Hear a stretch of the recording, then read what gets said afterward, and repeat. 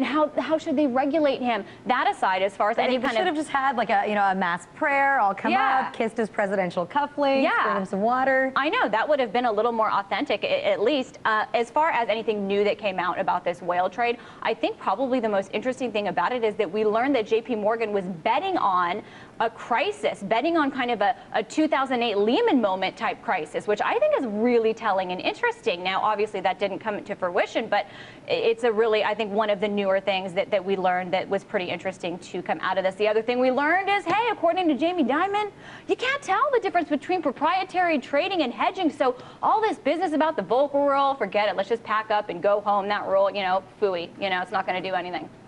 No need, right? Who needs rules in Jamie Dimon's world? Well, so one of the things that I found interesting, too, is that so then we saw Alan Stanford, who got his sentencing for this $7 billion Ponzi scheme, 110 years in jail, right? We saw the same thing with Bernie Madoff.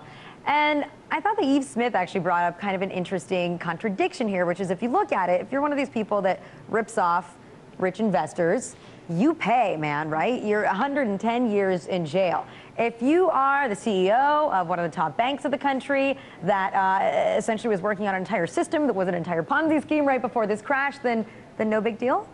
Kudos to Eve Smith for writing about this, and kudos to you for bringing that up as a point, because I think that is such an important one, okay? This is a theme that we've talked about on our show, too, on Capital Account, because, yes, okay, look at Bernie Madoff. He paid for his crime. Well, he ripped off rich investors in his Ponzi scheme. John Corzine ripped off a bunch of farmers, a bunch of, commodity traders.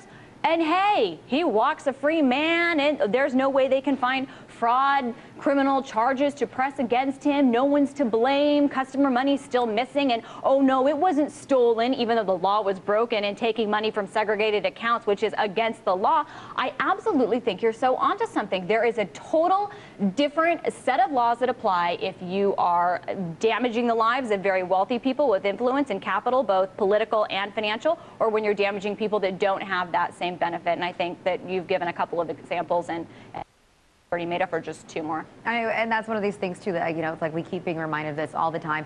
Before we go real quick, we've also seen, I guess because of the Eurozone, right, everybody wants to buy up U.S. treasuries right now, and like record